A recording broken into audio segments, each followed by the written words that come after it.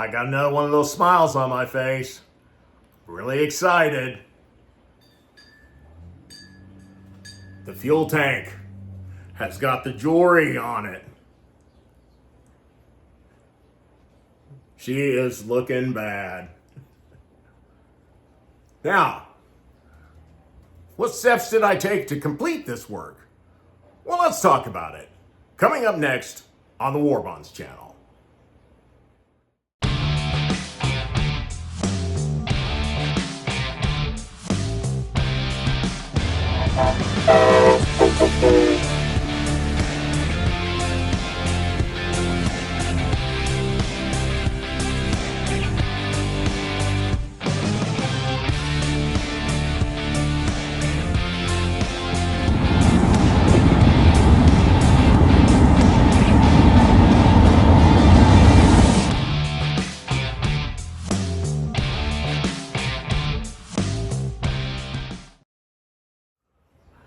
Hello everyone, and welcome to yet another video podcast here on the War Bonds channel.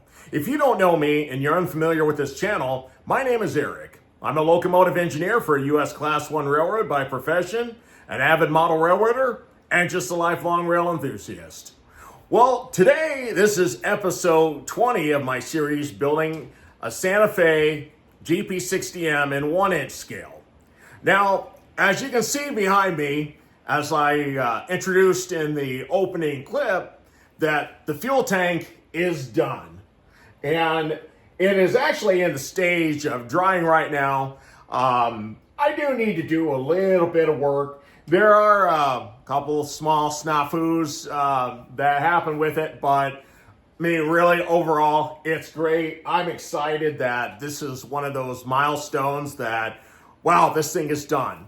And I remember when this project was way back in its early stages, you know, I thought to myself, man, I want to see the fuel tank get done. I want to see it done. And unfortunately, that was one of those things that was not as easy to do as initially anticipated. Thanks to my friend Charles, which I give him a lot of credit on this because he was the one that actually designed the fuel tank for me and actually sent it off to a foundry or metal working shop in New Mexico to actually have the tank wrapped and everything, or to get the wrapping of the tank fabricated, I should say. And then my friend Nathan, who several videos back, once I got all these parts, he was the one that actually welded the tank together. So this thing is looking good. I have the fuel gauges on, the fuel fillers, the air reservoir tanks, and piping is all on there. So that's the majority of what this video is going to be about. So let's get into it. All right, so what we're going to start out with today, we're going to start out with the main res tanks, air tanks, however you want to refer to them. So as you know, in a couple videos ago, I had to grind down a little bit of a ridge in order to make everything symmetrical and match up and smooth.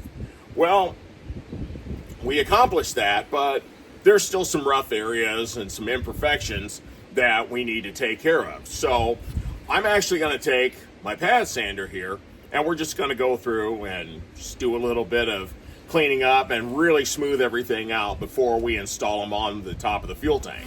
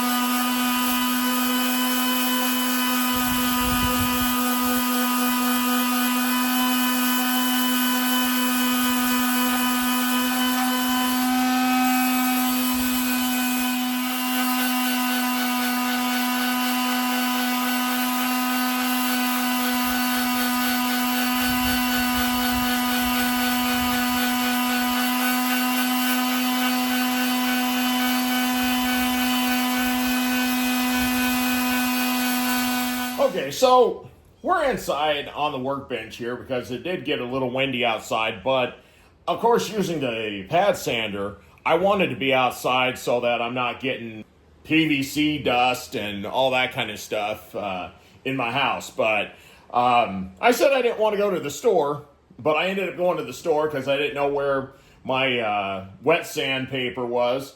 So I go to the store and I come back, and right in front of me is a piece of 400 grit sandpaper that I just bought. But oh well, I got it for later on, and I'll probably still need it anyway. So, but I've wet it down here, so just gonna kind of sand it.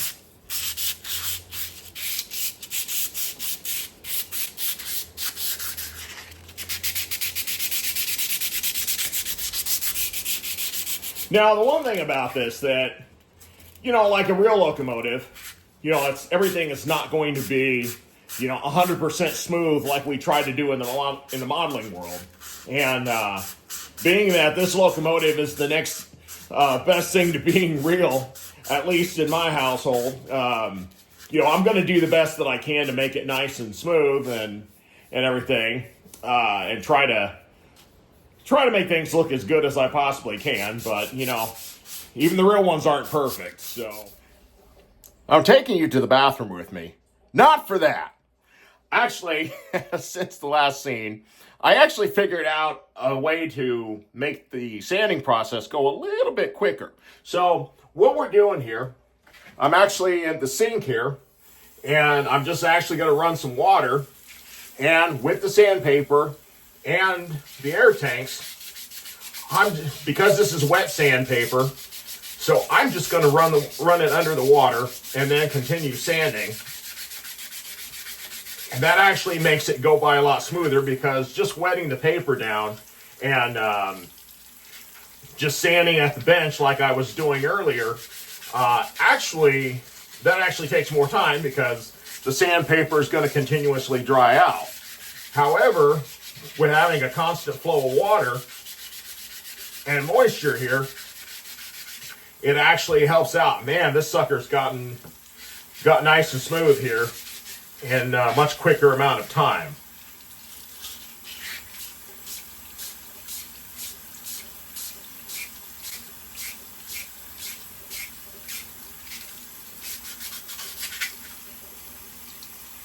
Absolutely perfect. So as you can see, one of the things that I've said before is that sometimes I can tell you something in the course of the video, and between one scene and the next, I change my mind and I find a better way to do things. So I wasn't initially sure how long this was going to take me to do, but wow, this worked out really good. So anyway, we've got this first tank done. I'm going to go do the second tank, and we'll proceed on with starting to mount things to the fuel tank itself. Okay, so now that we got the air tanks done, we're just going to take a look at some of the parts here that we're going to attach to the fuel tank. So, of course, we have the finished air tanks. They're sanded and they're smooth, so they're ready for attachment. And then I have a couple pieces of PVC pipe that are about as accurate as I can get them, I guess. But they'll be the fuel fillers. And then, of course, we have the fuel filler caps. And then we have the fuel gauges. And then above those, we have the base that they're going to be mounted to.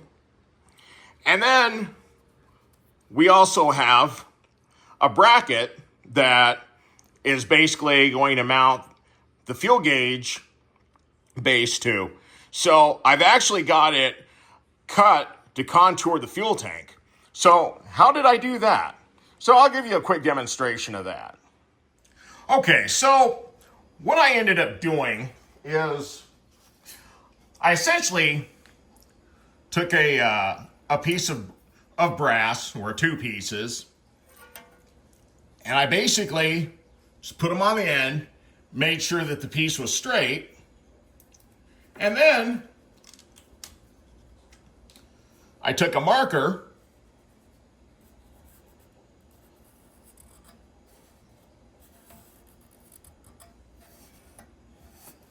and that gave me the contour of the fuel tank. So basically at that point, I tried to use my bandsaw, but I think the blade is a little dull. And whenever I start cutting metal on my bandsaw blade, even though the blade on there is meant for metal, but I tend to wear them down pretty quick. So before I put a new blade on there, I just figured I would just do something else. So I actually took my cutoff wheel and ended up using that to make cuts. Now, while I'm not going to actually do any more cutting, but just to give you an idea, so I basically took the cutting wheel and then just kind of cut. Now, I actually, believe it or not, my vise that I use to make my grab irons and some of the other intricate parts, I actually clamped it into that so that I could actually hold it, because obviously, doing this and cutting, things are going to get very, very warm and burn fingers. So I was actually able to use the vise to hold it and to make the cuts. So by the time we got to the actual pieces, I did as much cutting as I could. Then I also used my table sander to contour, to help in contouring up to the line that I had drawn with the Sharpie when I originally traced the contour onto the pieces. So by the time you put everything together,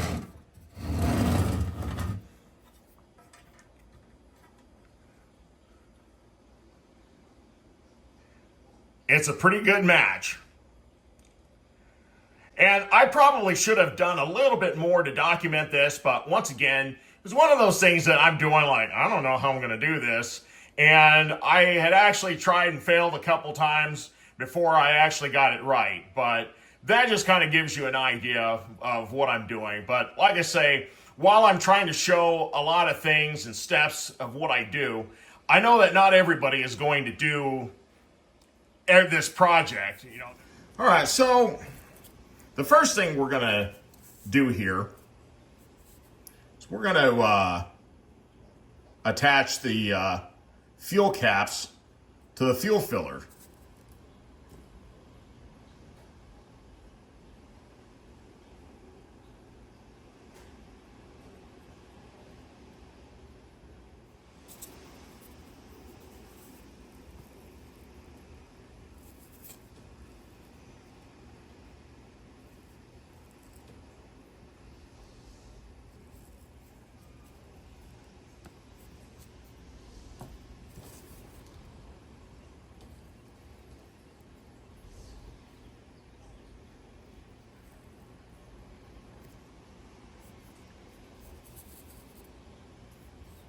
All right, so we got the first one done.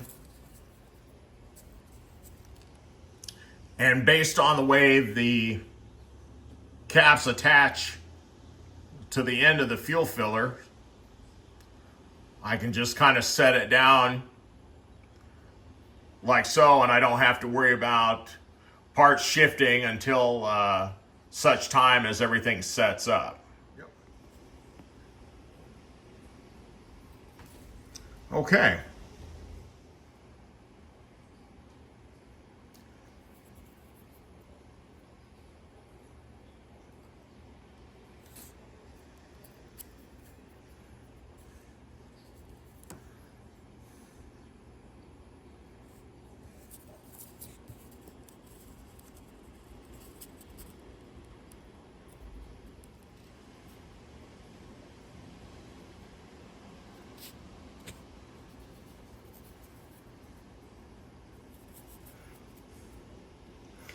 Okay, now some of this has gotten a little messy here, but I'm gonna wait at least 15 minutes for it to set up, and then I can go with a razor blade and just try to trim some of that extra JB weld off.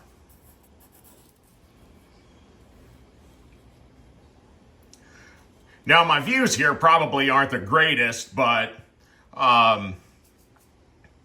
you get the idea of what I'm trying to do here. So let's see if we can get one more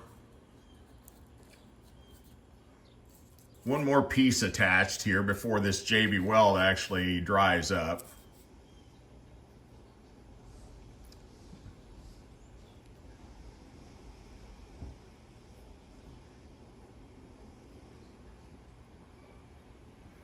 Well, we might be at the very end of this stuff. It's getting tacky.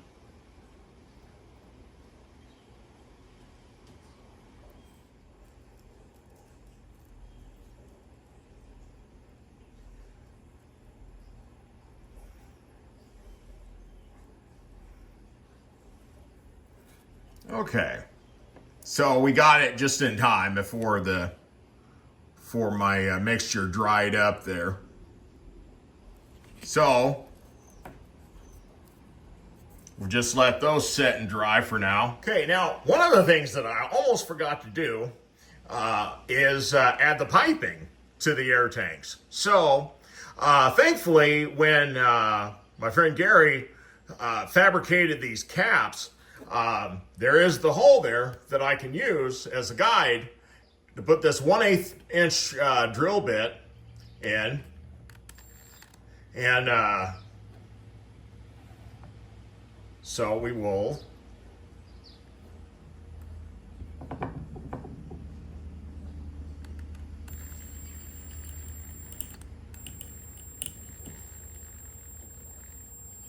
be very gentle.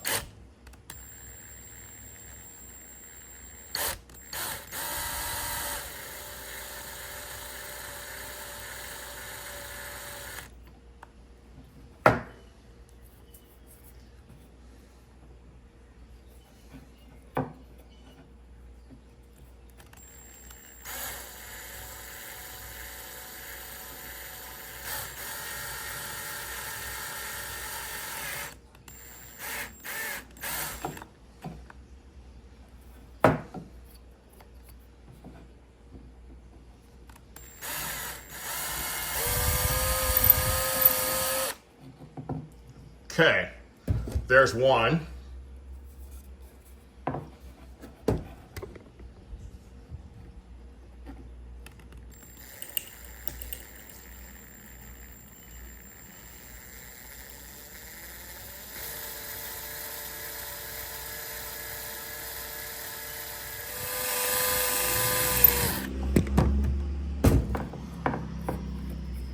Okay, and there's the second one.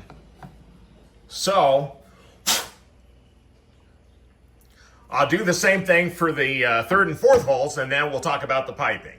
Okay, so now we're gonna start attaching things to the fuel tank. And what we're gonna start doing here is we're gonna start by attaching the brackets for the fuel gauge. So I'm gonna put that right there.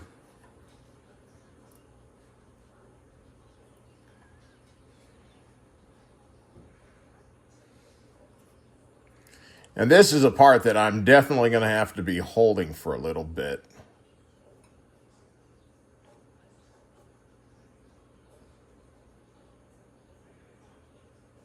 Well, maybe not. Okay, so we got the other side put on here. And looks pretty good.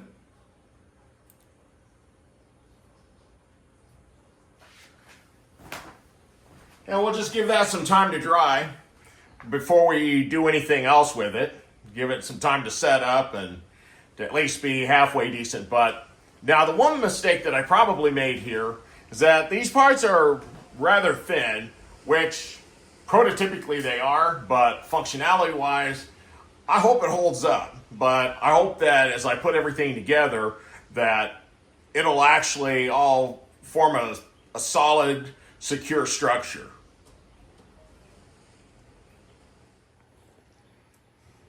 Okay, so now we see on the workbench, I've actually got piping bent for the air tanks. So I'm going to go ahead and attach the piping to the air tanks and then set those aside to dry.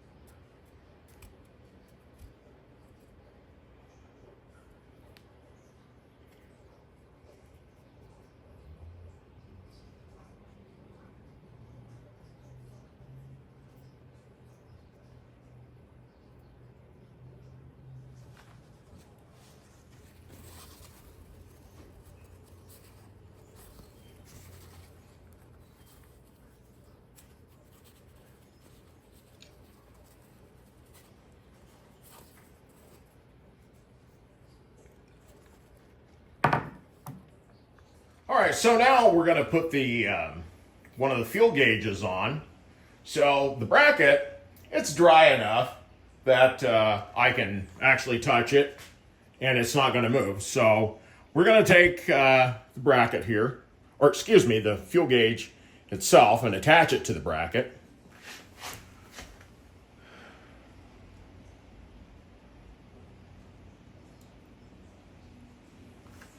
All right, now I'm going to get my big head in the way here just so I can make sure it's where I want it.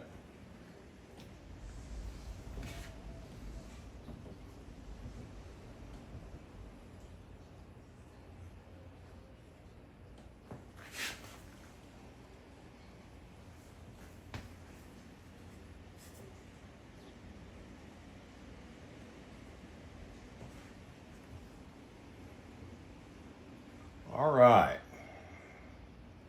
That is cool. That is really cool. All right, so in the meantime, while we're waiting for the first of the fuel gauges to dry, I figured that I needed to go ahead and tackle this frame.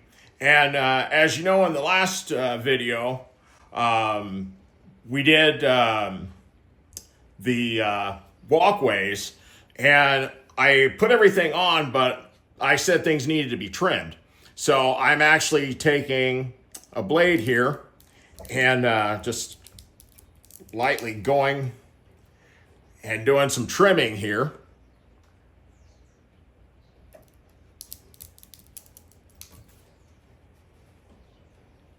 All right.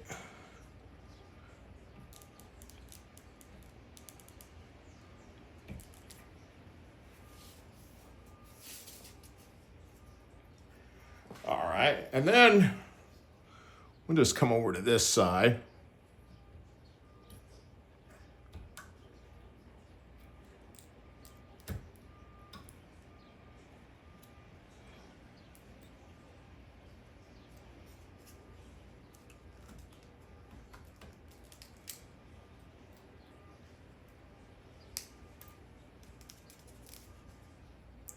All right, so this is some of that boring, tedious work, but it's a necessary evil. All right, and then I can take the Dremel .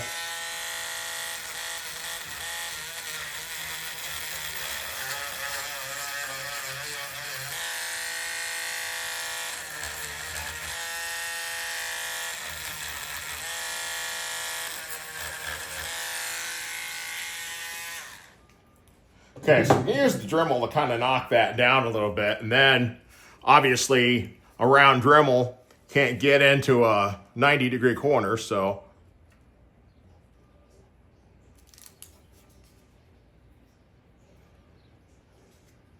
let's see, maybe this side can use just a little bit more trimming.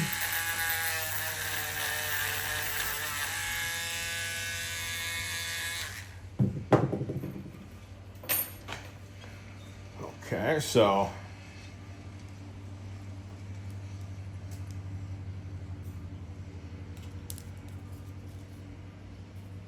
all right, so that actually looks pretty good there. Everything worked as intended. All right, so now we got the fuel tank turned over again, and we're going to put the other fuel gauge on.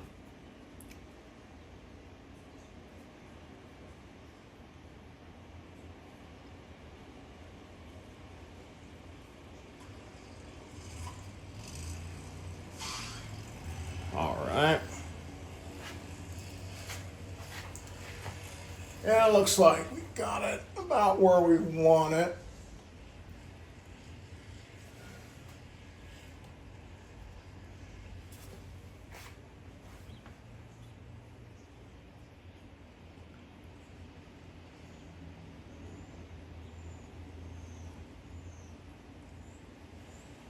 Okay. And I think that looks good. So, we'll just let that sit and dry.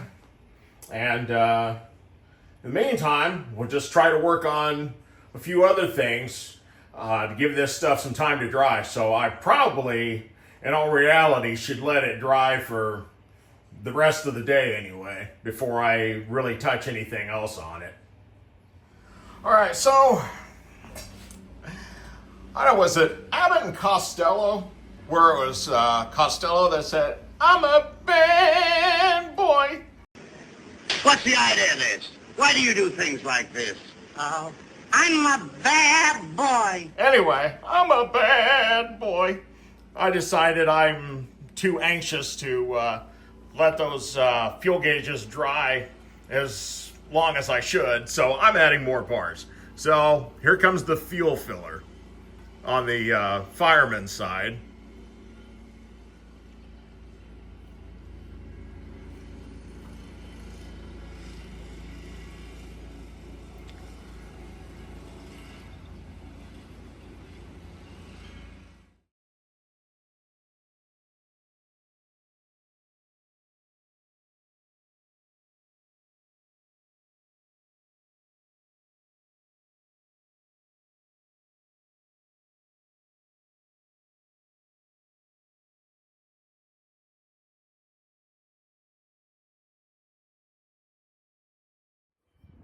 All right, so after all the work that I did with the fuel tank, this is actually the next day, and you can see that everything has come together.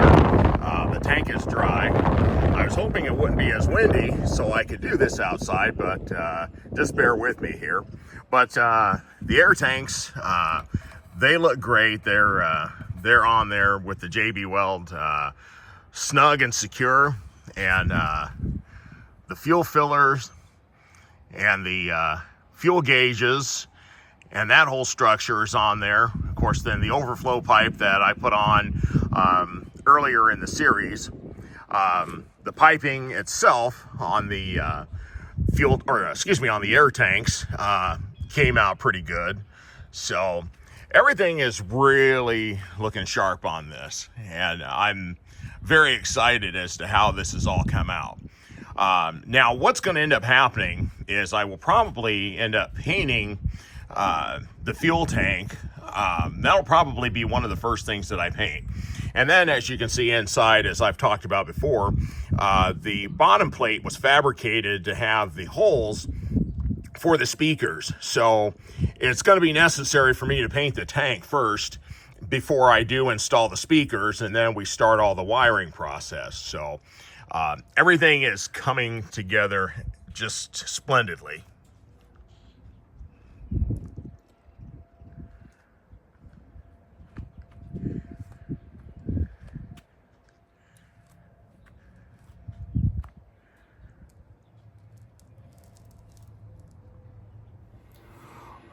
Well, it's been a long day.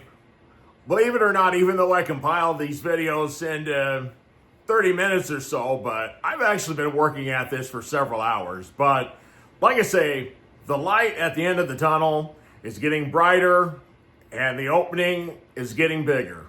So I'm looking forward to actually getting this locomotive, even to the point that I have all the details on there to where I can actually put it on the layout and actually get the electronics in it and run it around on its own power as opposed to having it shoved. But at least the good thing about the last time I had it out there is that I know that it tracks well. At 300 pounds, it should. So it tracked well, no derailments or anything like that. So that was one of the things that was great about that. But I know this video was kind of maybe a little dry, but you know, this is just all part of the process. But it's getting there. The fuel tank came alive in this video, and I'm so happy about that. And just everything is really coming along. So I appreciate all of you that have continued to stay with me in this journey of getting this locomotive completed. And I hope that in the next video, we'll start looking at maybe getting the trucks completed.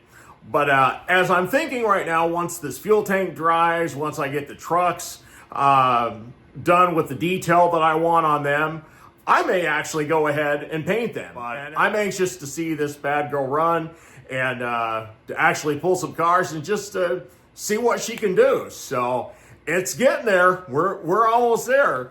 So like I said, the next video we'll be looking at getting the trucks built, putting the rebuilt struts or the newly fabricated struts to replace the old ones that I cut too short. That'll be the focus on doing that, and maybe we'll get some painting done. You never know. I'm always full of surprises. But if you enjoy this content, I really ask you to like and subscribe. You can be my new best friend just to hit that like button. But thank you so much for all of the subscribers that I do have. I truly appreciate you. Without you, this channel would just be a dud. So I really appreciate your interest in the channel. And we're going to keep this going. We're getting close. We're almost there.